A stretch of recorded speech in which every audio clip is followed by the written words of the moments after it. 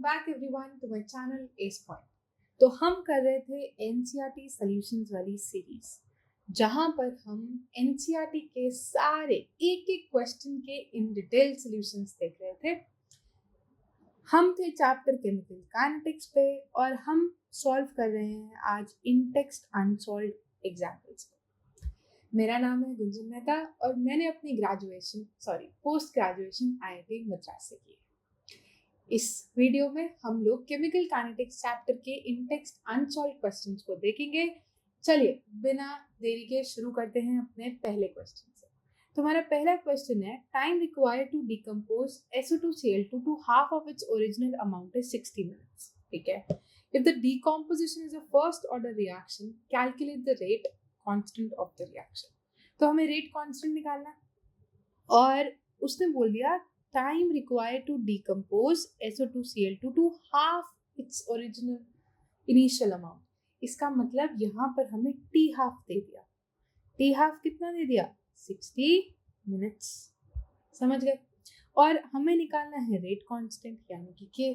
तो क्या हमारे पास K और T हाफ में रिलेशन है? बिल्कुल है। क्या है? K is equal to 0.693 by 60। Solve करो। 0.69 इसको 2 से कट करते हैं, नहीं 3 से कट कर देते हैं डायरेक्टली, तो ये आ जाएगा 0.231 और ये 20। अब 2 से कट देते हैं 10.1 और 3 आया वापस से 1, 10 बचेगा 5 और 5, यानी कि K की वैल्यू कितनी आ गई? ये हो गया 0.01155 या फिर इसको लिख सकते हैं 1.155 इंटू 10 की पावर -2 मिनट इनवर्स। ठीक है, चलिए नेक्स्ट क्वेश्चन देखते हैं। नेक्स्ट क्वेश्चन कह रहा है what will be the effect of temperature on rate constant. तो हमें बताना है टेम्परेचर का इफेक्ट ऑन रेट कांस्टेंट। किससे पता चलता है? आरएनएस इक्वेशन से। आरएनएस इक्वेशन क्या है? K is equal to A e raised to power minus EA by RT, है ना।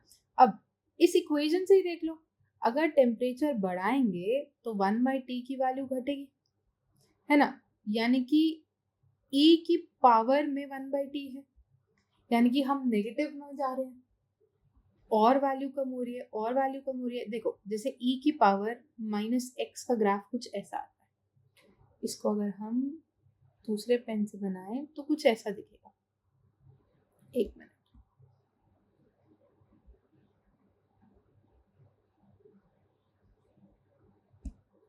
ये होता है E की पावर -x का ग्राफ। तो देखो क्या हो रहा है, जैसे जैसे आप नेगेटिव एक्सिस में जा रहे हो ना, जैसे जैसे E की वैल्यू घट रही है ना, वैसे जो रिजल्टेंट है वो बड़ा वैल्यू आ रही है कि नहीं आ रही है? ग्राफ से पता चलता है। जैसे जैसे हम x में नेगेटिव में जा रहे हैं वैसे वैसे y की वैल्यू बढ़ रही है। तो 1/T की वैल्यू घटेगी तो E की पावर -1/T वाली जो टर्म है उसकी वैल्यू बढ़ेगी। उसकी वैल्यू बढ़ेगी तो ऑब्वियसली K भी बढ़ेगा। पहली चीज है। दूसरा, हमें पता है कि जैसे ही हम 10 डिग्री राइज इन टेम्परेचर करवाते हैं K की वैल्यू डबल हो जाती है ना। तो फाइनली रिजल्ट क्या हुआ कि जैसे जैसे टेम्परेचर बढ़ेगा रेट कांस्टेंट की वैल्यू भी बढ़ेगी। ठीक है, चलिए नेक्स्ट क्वेश्चन देखते हैं। नेक्स्ट क्वेश्चन कह रहा है the rate of chemical reaction doubles. यही अभी हम बात कर रहे थे। For an increase of 10K in absolute temperature from 298 kelvin. ठीक है, कैलकुलेट E के। तो उसने दे दिया कि जो K2 है rate constant at temperature second temperature, वो है double of rate constant at first temperature. अच्छा, फर्स्ट टेम्परेचर कौन सा है? 298 केल्विन है। और सेकेंड टेम्परेचर कौन सा होगा? तो कह रहा है an increase of 10 kelvin in absolute temperature from 298 kelvin, यानी कि T2 की वैल्यू क्या होगी? 308 केल्विन। आया ना। हमारे पास T1 है, हमारे पास T2 है, हमारे पास K2 है, हमारे पास K1 है। हमें किसकी वैल्यू निकालनी है? Activation energy. तो हमें पता है log K2 by K1 किसके बराबर होता है? EA divided by 2.303 R 1/T1 minus 1/T2। कहाँ से आया इक्वेशन? आरएनएस इक्वेशन से ही आई। सॉल्व कर लेते हैं। K2 की वैल्यू रखते हैं 2K1, है ना। ये हमें कैलकुलेट करना है 2.303 R। R का वैल्यू हम रख सकते हैं 8.314।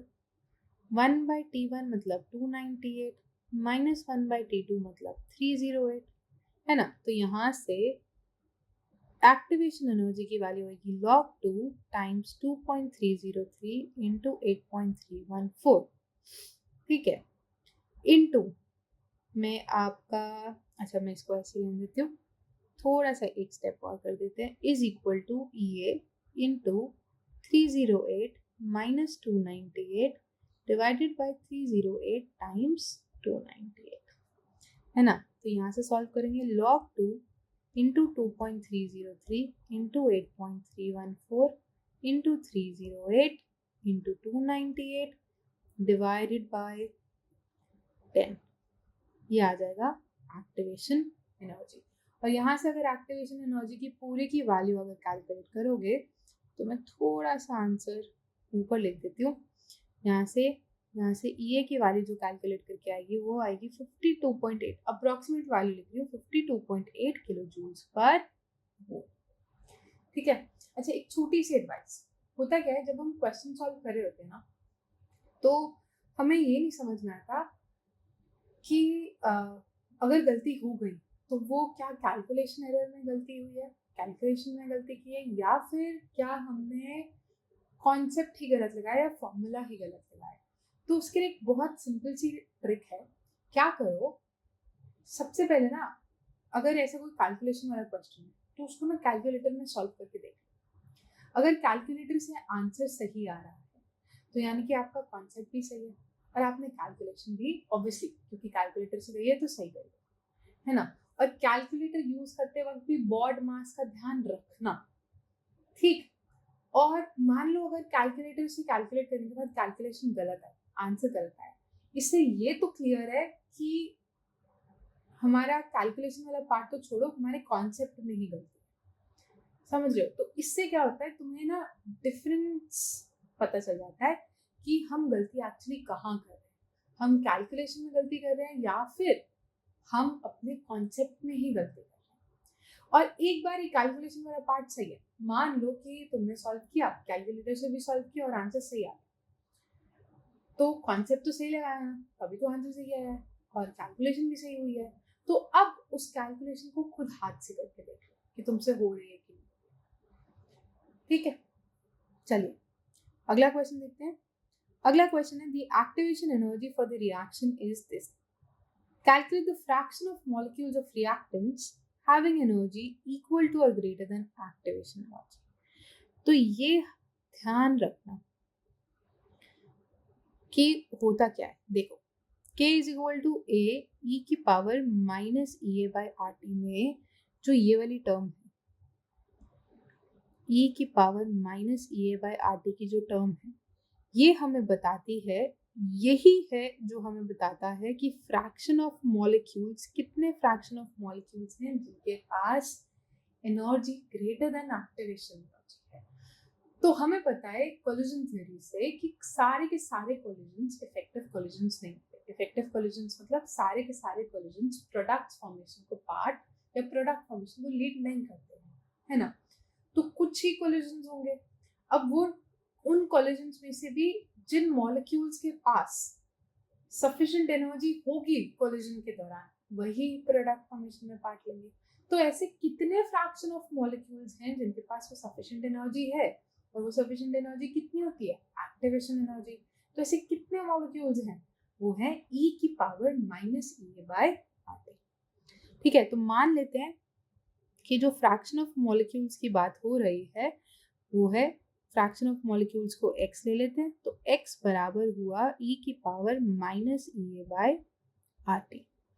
x क्या है तुम्हारे, fraction of molecules having energy equal to और ग्रेटर देन एक्टिवेशन एनर्जी, ठीक। अब दोनों तरफ ln x ले लो, तो ln x किसके बराबर होगा, ln E की power minus EA by RT, और ln का बेस E होता है तो ये बाहर आ जाएगा, तो ln x किसके बराबर आ गया, माइनस EA बाय RT के। और log x को कैसे लिख सकते हो? log x किसके बराबर आ गया? माइनस EA बाय 2.303 RT, और EA की वैल्यू हमें दी हुई है 209.5 किलो जूल्स यानी कि 1000 डिवाइडेड बाय 2.303 इंटू 8.314 और टेम्परेचर हो गया 581। माइनस का साइन भी है हमारे यहाँ पे। अब इसकी वैल्यू कैलकुलेट करोगे तो log x आ जाएगा माइनस 18.8323। ठीक है, अब एंटी लॉग लो तो x की वैल्यू आ जाएगी एंटी लॉग ऑफ माइनस 18.8323, और ये कैलकुलेट करोगे तो ये आएगा 1.47 इंटू 10 की पावर माइनस 9। ठीक है, तो इतने फ्रैक्शन ऑफ मॉलिक्यूल्स हैं जिनके पास energy greater than equal to activation energy equal to. ठीक, तो इस वीडियो में हमारे खत्म होते केमिकल काइनेटिक्स के जो इन टेक्स्ट अनसॉल्व्ड क्वेश्चंस हैं उनके सारे सॉल्यूशंस। नेक्स्ट वीडियो में हम देखेंगे केमिकल काइनेटिक्स के पैक एक्सरसाइजेस के सॉल्यूशंस, और फिर हम जाएंगे एनसीईआरटी एग्जाम्पलर पर केमिकल काइनेटिक्स। होप आपको ये क्वेश्चंस इस वीडियो के सारे समझ में आए होंगे। कुछ भी डाउट है तो आप नीचे कमेंट सेक्शन में लिंक कर सकते हैं। Please do like and subscribe and share our channel for more updates. मिलते हैं नेक्स्ट वीडियो में, तब तक के लिए अच्छे से पढ़ना और खुश रहना। Bye bye. वीडियो देखने के लिए थैंक्स। लाइक, शेयर और सब्सक्राइब मत भूलना, वरना आपका और मेरा केमिकल बॉन्ड वीक हो जाएगा। मिलते हैं नेक्स्ट वीडियो में।